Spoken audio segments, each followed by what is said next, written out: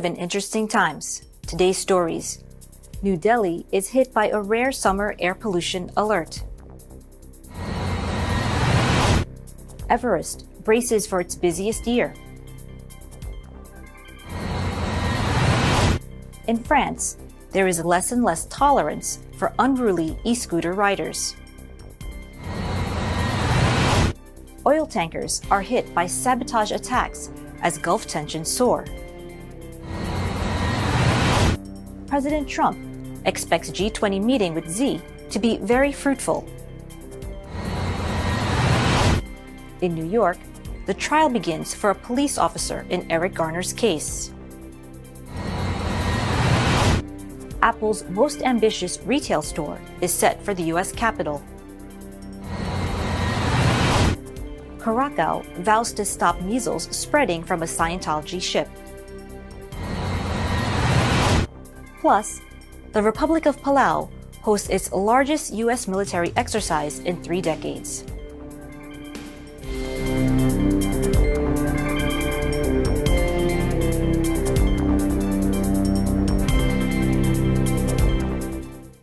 Hello everyone, I am Jennifer Polentan, bringing you stories from around the globe, and this is Eagle News, Washington, D.C.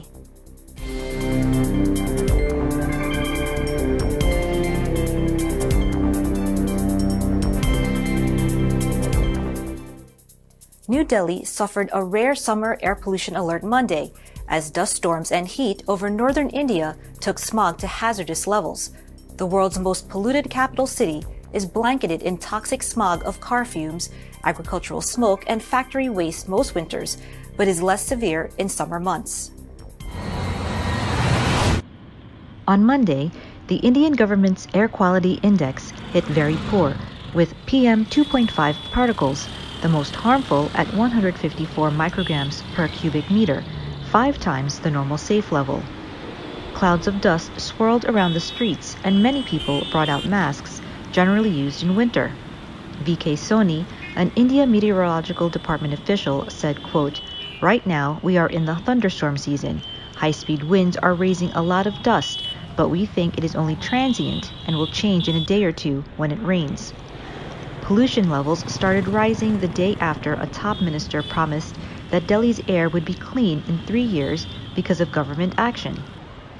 Transport and Water Resources Minister Nitin Gadkari told an election campaign press conference last Thursday the government has done 100% corruption-free, transparent, time-bound, result-oriented, and quality work, and that is why Delhi will be free of air and water pollution in the next 3 years. Indian authorities have unsuccessfully tried to curb the pollution in recent years. According to the United Nations, India's cities made up 14 of the world's 15 most polluted cities in a UN survey released in 2018.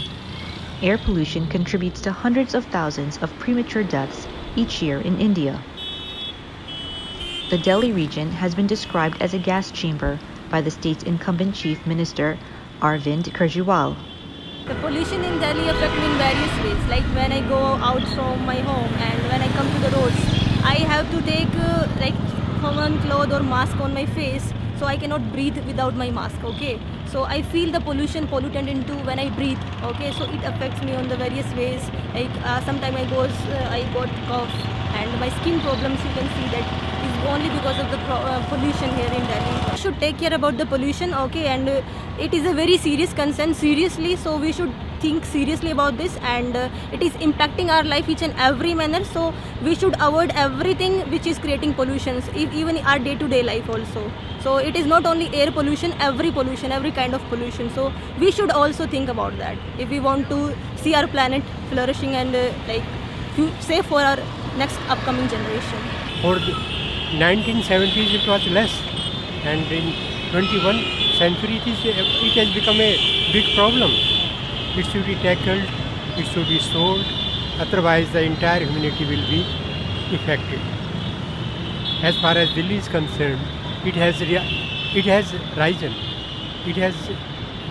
It has come to a very big problem. The tented city at the foot of Mount Everest is bustling as mountaineers brace for potentially the busiest year yet on the world's highest peak, prompting concerns about overcrowding and safety.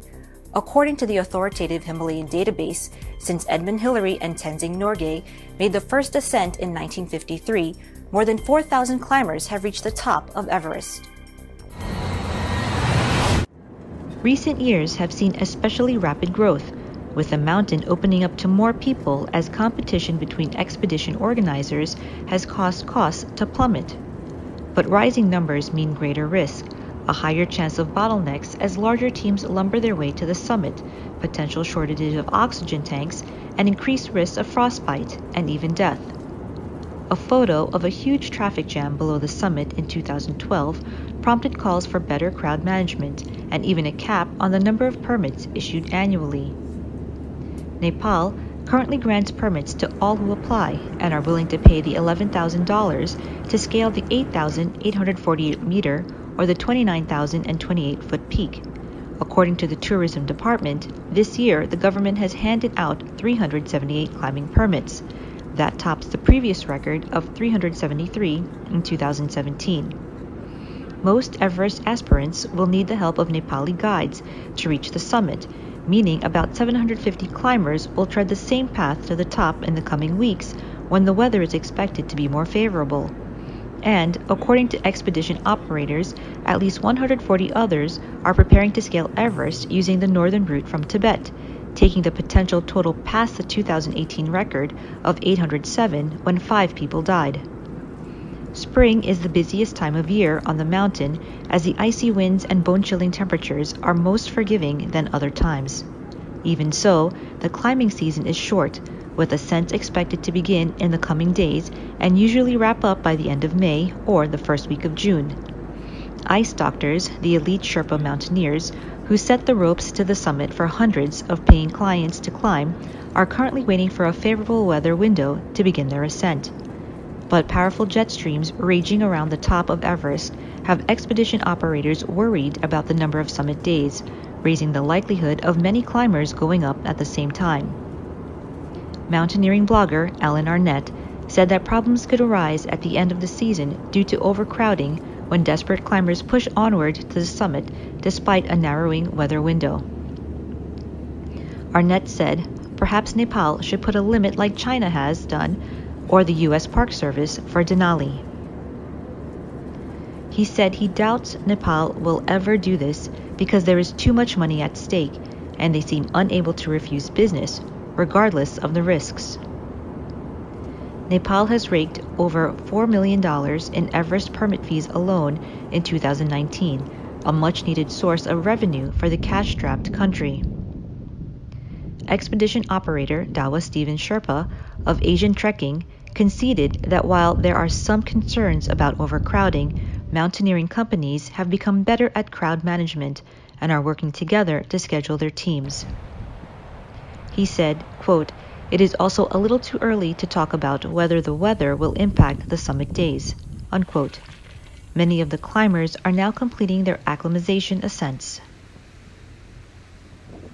Among them is 49-year-old accomplished mountaineer, Kami Rita Sherpa, who is planning his 23rd ascent of the peak, breaking his own record for the most summits of Everest. This season, the Nepal route will also see more women than ever before, with 76 female climbers attempting the feat. American climber Corey Richards and Ecuadorian Esteban Topo Mena are attempting to establish a new route on Everest, a decade after South Korean team successfully ascended the mountain after carving a new path along the southwest face. Mena said in an Instagram post on Tuesday, their bodies and minds feel strong and they're getting their spirits ready for the adventure of their lives. The duo will climb alpine style without supplemental oxygen. France's transport minister said they will ban electric scooters from pavements in September in a backlash against a surge of commuter gizmos invading pedestrian areas. An estimated 15,000 scooters, operated by several companies, have flooded the French capital since their introduction last year, a number projected to surge to 40,000 by the end of this year. Elizabeth Bourne told the Le Parisien Daily in remarks published Saturday that anyone riding an e-scooter, monowheel, personal transporter, or hoverboard on the pavement would be fined €135 or $151 from September. The minister said instead they will have to use the street or dedicated cycling paths so pedestrians are no longer squeezed against walls. Bourne said the development of the hugely popular transport vehicles happened very fast and in a bit of an archaic way. Riders will still be allowed to push them on the pavement so long as the engine is turned off. Scooter rental services from companies like US-based Lime & Bird and most recently ride-hailing giant Uber have proved wildly popular in many cities. The French move follows a decision by Peru to ban motorized scooters from pavements and pedestrian areas from this week. Paris Mayor Anne Hidalgo had last month already announced measures to protect pedestrians from e-scooters, especially older people and children. She said parking in such a way as to obstruct traffic or pedestrians will mean a €35 fine, but the Paris City Council has pledged to build parking spots for 2,500 scooters. Berlin's City Hall has also drawn up tough new rules for e-scooters, while Spanish tourist hotspot Barcelona has banned scooter rental services completely. Ah, ça peut me gêner, oui. Mais même en voiture, ça me gêne. Ça gêne tout le temps, en fait. Désolé. Ils marchent comme des fous sur les trottoirs et les gens sont bousculés. Parce que là, les trottoirs sont faits pour les piétons, mais pas pour les bicyclettes et les motocycles et les petites voitures, les petites trottinettes. Sur les trottoirs, il y en a partout. Les gens n'ont aucune civilité à laisser les trottinettes où il faut. C'est vrai que nous, on travaille dans un quartier assez touristique, donc évidemment, on en voit énormément. Mais même pour eux, pour en avoir vu traverser des feux, c'est aucun respect du code de la route. Et même pour eux, c'est extrêmement dangereux, je trouve. Encore plus que les vélos. Ça va super vite en plus. Et je pense que ça pourrait être un peu plus encadré, effectivement. Dans ma ville, il y a eu un décès il n'y a pas longtemps. Un homme de 80 et quelques années s'est fait renverser par une trottinette, il en est mort. Donc ils ne respectent pas le code de la route. Ils passent tout le temps quand le feu est rouge. Donc soit ils font passer un permis de conduire spécial trottinette, je ne sais pas, mais il faut qu'ils fassent attention. Je peux vous dire, moi je suis assez permissive de caractère aussi. L'autre jour j'ai vu 3 ados qui étaient sur la même trottinette, qui avaient l'air de s'amuser comme des fous. Et d'une certaine manière, je les enviais. A Consumer Report survey showed in February more than 1,500 people have been treated for injuries from using battery-powered electric scooters in the United States since the craze began in 2017. هي 4 سفن اوريدي يعني الناس بدأت تعرف عنها وسفينتين سعوديات سفينة ترفع العلم الإماراتي وسفينة نرويجية. هي كلها ناقلة نفط. لأن احنا في منطقة المختار 70% السفن اللي تردد على المنطقة هذه منطقة تانكرز. هذه اللي صار احنا جانا بلاغ الأولي من السفن اللي تضررت هذا ورسلنا لإنقاذ الأرواح وإنقاذ إذا في تلوث بحري. أما التحقيقات هذه جهات خاصة هي يعني باشرت من أول يوم وثاني يوم والتحقيقات جارية بالنسبة لملابسات التخريب البحري. المينا ما بيتأثر بنوعية الأعمال التخريبية اللي هو نحن دائما نشوفه في كل مكان العالم. اليوم القوانين البحرية العالمية تنبذ هذه الأعمال. Coming up, President Trump expects G20 meeting with Xi to be very fruitful. In New York, the trial begins for a police officer in Eric Garner's case. Apple's most ambitious retail store is set for the U.S. Capitol. Curacao vows to stop measles from spreading from a Scientology ship. Eagle News, Washington, D.C. will be right back. Stay with us.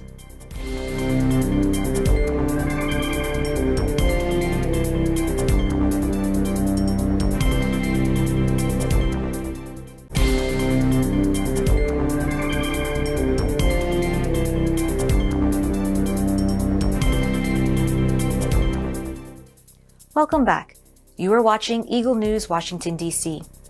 As the trade conflict with China escalates, President Donald Trump says of his expected encounter with China's Xi Jinping, quote, will be meeting at the G20 in Japan, and that will be, I think, probably a very fruitful meeting," unquote. Trump was speaking to reporters at the White House while meeting with Hungarian Prime Minister Viktor Orbán. The president also comments on the release of an American hostage in Burkina Faso, saying the French did a great job. China has been taking advantage of the United States for many, many years. I'm not just talking about during the Obama administration. You can go back long before that. And it's been taking out $400, $500, $600 billion a year out of the United States. And we can't let that happen. We're in a very strong position. Our economy has been very powerful. Theirs has not been. We're dealing with them. We have a very good relationship. Maybe something will happen. We're going to be meeting, as you know, at the G20 in Japan.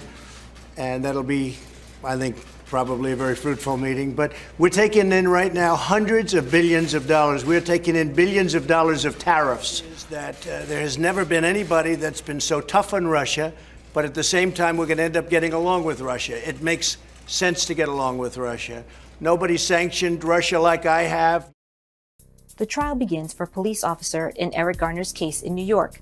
Gwen Carr, the mother of Eric Garner, an unarmed black man who died during an encounter with New York police in July 2014, was speaking as a disciplinary trial got underway for the officer accused of using a banned chokehold on Garner.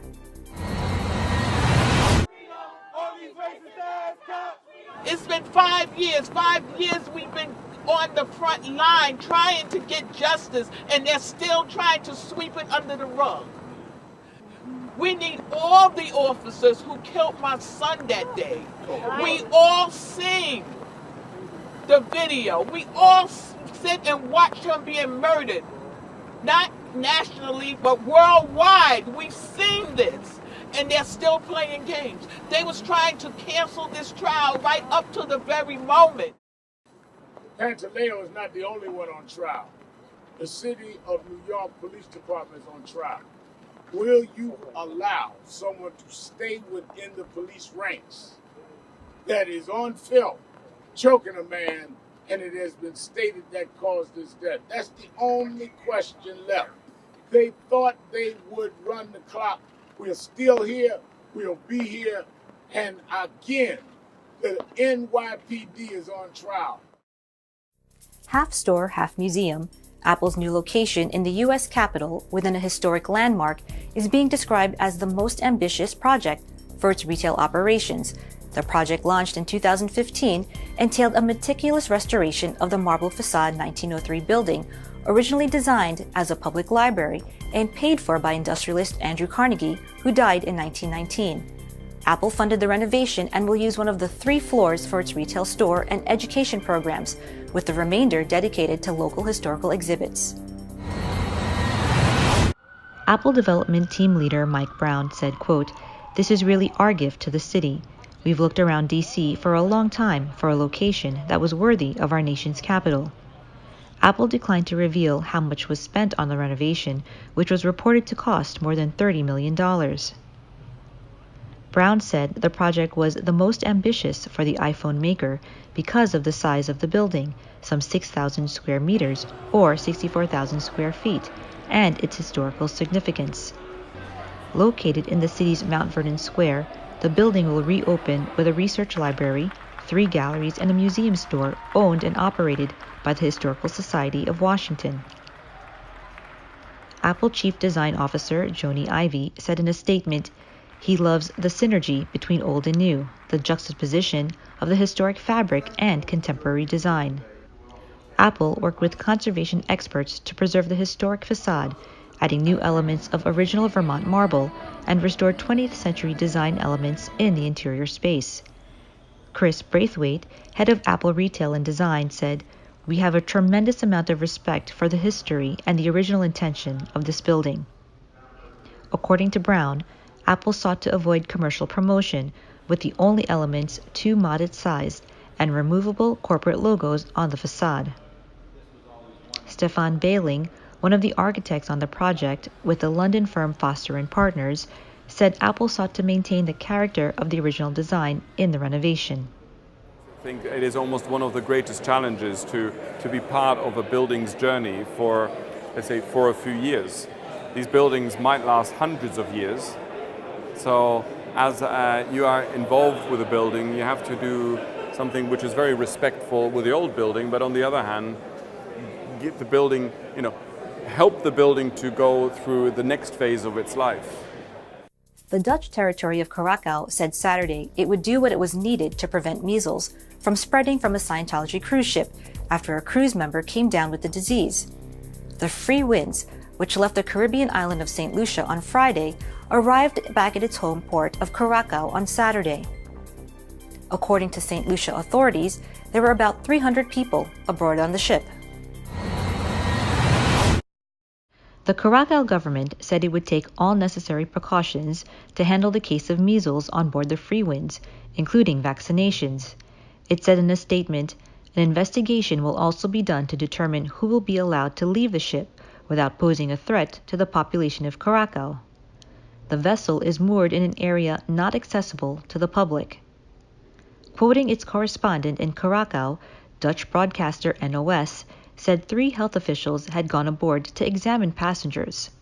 The reporter told NOS anyone who could prove they had been vaccinated or who had contracted measles in the past would be allowed to leave the ship, while the others would have to stay on board.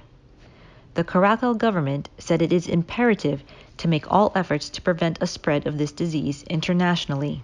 It said the risk of the disease spreading was relatively low, as many people had already been vaccinated in the past, but advised parents to make sure their children were vaccinated.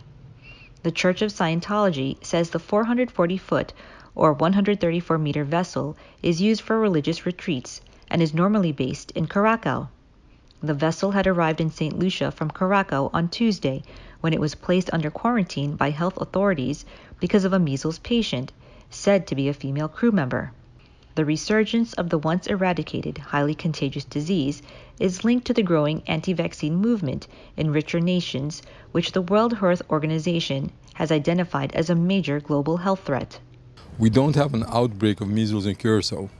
There is no outbreak as such of measles on the boat. There's nobody in the boat that did anything wrong. Somebody came from Europe and after a couple of days had the sniffles and was isolated and turned out to have measles. And we're trying to contain, because if you allow people to go off the ship and into a plane, and maybe they're communicable, they're infectious when they're on the plane, then of course you run a risk of exporting the disease all over the place. So our obligation is to try to limit the spread of the disease as much as possible. Yes, definitely. We are. As a parent, I am. Not only because we have a lot of people coming into Curaçao, but also because we are preparing to go to the United States in a few weeks. So we just want to know if everything is okay, if we can travel. We are traveling with 30 kids to the United States, and we just want to know if it's okay to travel to them. Should I be? I don't know. I'm not that concerned because we have a very good vaccination program on the island, and everybody has to oblige to the vaccination program. So I'm not really concerned. When we come back, the Republic of Palau hosts its largest U.S. military exercise in 3 decades. Eagle News, Washington, D.C. will return shortly.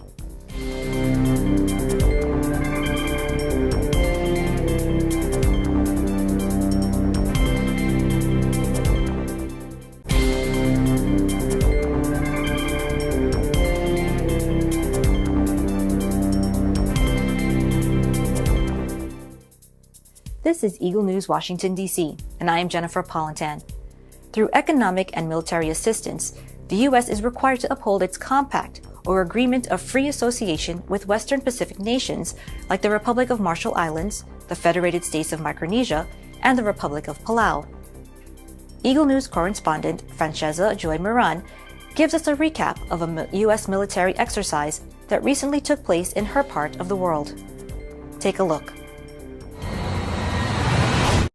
It shows a good relationship we have with the United States of America, where they honor their part of the COFA agreement, and their presence is just to strengthen this relationship.